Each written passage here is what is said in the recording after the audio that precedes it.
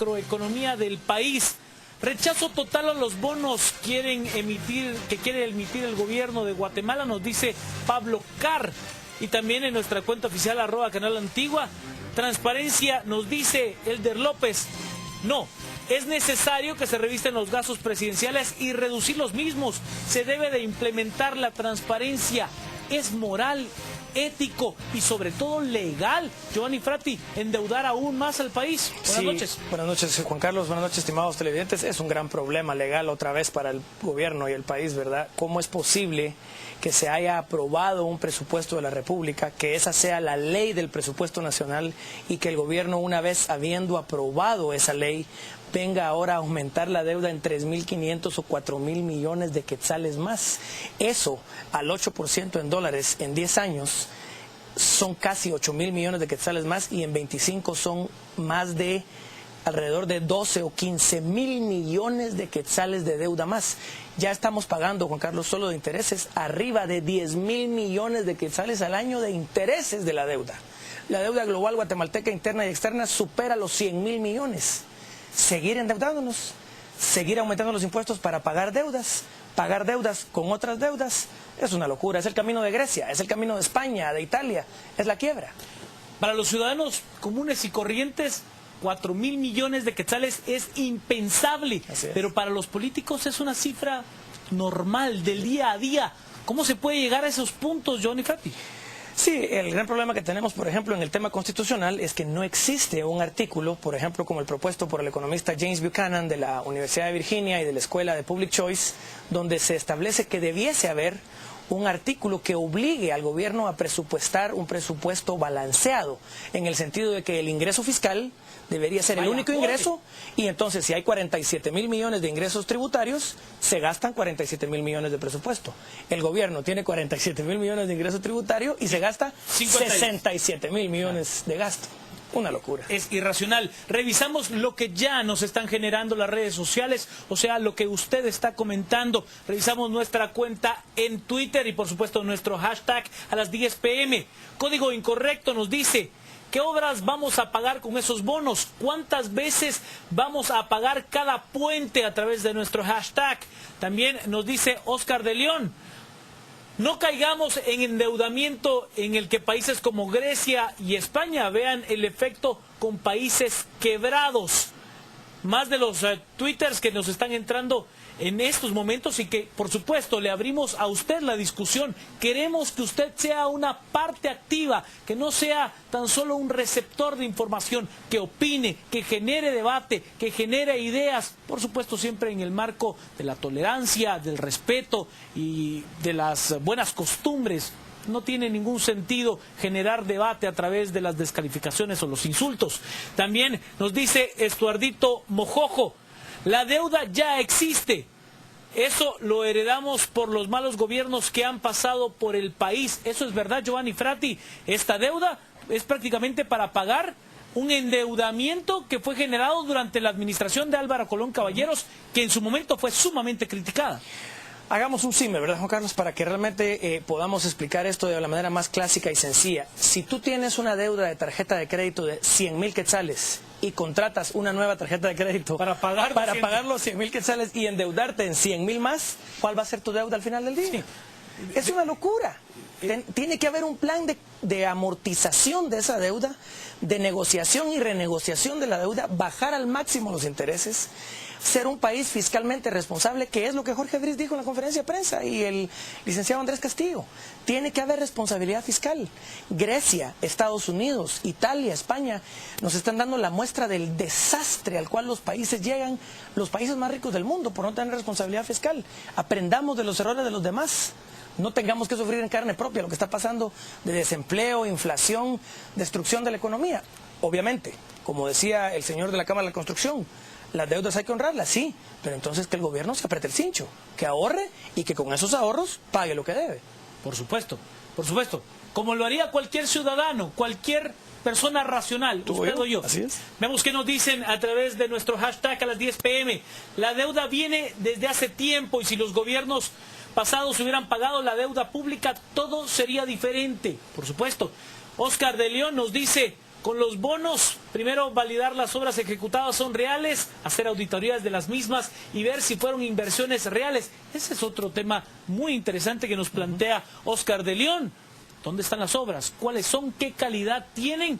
¿Y cómo se llegó a esa adjudicación? Es importantísimo saber cómo se está llegando a esa contratación, Giovanni Frati. Así es, y hay que dividir la paja del trigo. No es posible hacer una, digamos, diferenciación en este momento de la deuda que es legítima e ilegal de la deuda que es ilegítima e ilegal. Por ejemplo, las deudas de Fonapaz, contratos fantasmas, contratos sin cumplir la ley de compras y contrataciones, exactamente. Contratos de puentes que se caen, contratos de carreteras que tienen, digamos... 2 años y se destruyeron. Exactamente. Entonces, primero, fianzas de cumplimiento. Segundo, declarar lesivos los contratos que están mal hechos, que son miles. Y tercero, pagar los contratos legítimos. Estamos de acuerdo, pero no con más deuda.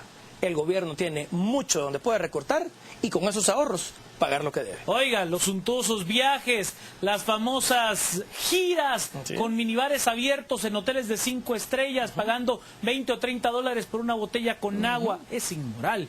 Vamos a revisar qué nos dicen en Facebook, en esta red social. También hubo comentarios al respecto de lo expresado hoy por las cámaras de comercio de industria. Y Juan Francisco Ortiz Archila nos dice, el señor Briz tiene razón, lo que hay que hacer es parar el despilfarro que existe. Por ejemplo, ¿por qué el Congreso tiene ahorros en el banco cuando no debe de ser así? Exactamente. Neri Mirón nos dice, así es, señores funcionarios actuales, no les importa malgastar la plata. Ejemplo, los vehículos que usa el presidente son último modelo, ¿por qué no utilizar los de su antecesor y así poder enumerar muchísimas deudas? También Javier Contreras Franco nos dice, ¿alguna propuesta por parte de la Cámara del Agro? El problema no es de ahora, sino de años atrás. Vamos, yo recuerdo muy bien, Giovanni Frati, que en determinado momento el ex vicepresidente de la República, el doctor Rafael Espada, mandó a hacer una camioneta de ultralujo. Así son los políticos, ¿no? Así es, se gastan millones, se compran licores finos, se gastan en fiestas los famosos chocolates, ¿se acordará usted? Los perfumes venidos. Perfumes, chocolates, inclusive me parece que había por ahí ropa íntima, etcétera.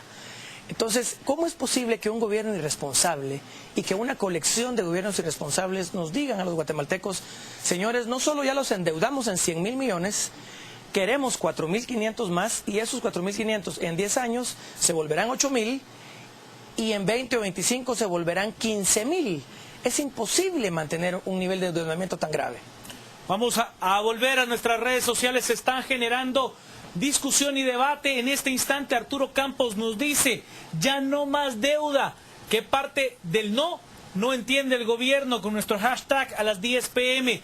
Además, José Miliano Orellana nos dice, participación ciudadana urgente, consenso de firmas, reformar el artículo 63, Estado 75%, Oro pagaría deudas del Estado. No hubo genocidio, nos dice, con nuestro hashtag a las 10 p.m. y en nuestra cuenta @Canal Antigua, pero si ya tenemos una deuda, lo mejor es ser responsables con la deuda que se tiene con las empresas. Eso es parte de lo que usted nos está comentando, es parte de la discusión que queremos abrir.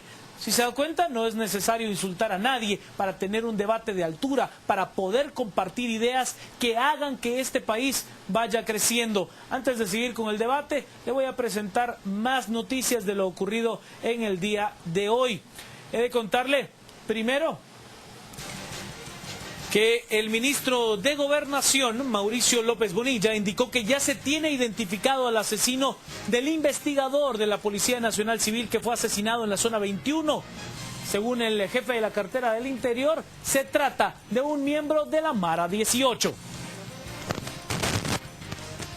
Las autoridades de Gobernación dieron a conocer que el último cuerpo de los 5 mexicanos que fallecieron luego de que se estrelló la avioneta en la que viajaban en Ichihuán, San Marcos, ya fue entregado a los familiares. La cartera del Interior, mediante el ministro Mauricio López Bonilla, dio a conocer que luego se analizarán los antecedentes de los mexicanos que se descarta por ahora que pertenezcan a un cartel del narcotráfico o que estuvieran en el trasiego de drogas. Esta información se da luego de que se dejara entrever por las mismas autoridades que los tripulantes de la aeronave eran narcotraficantes.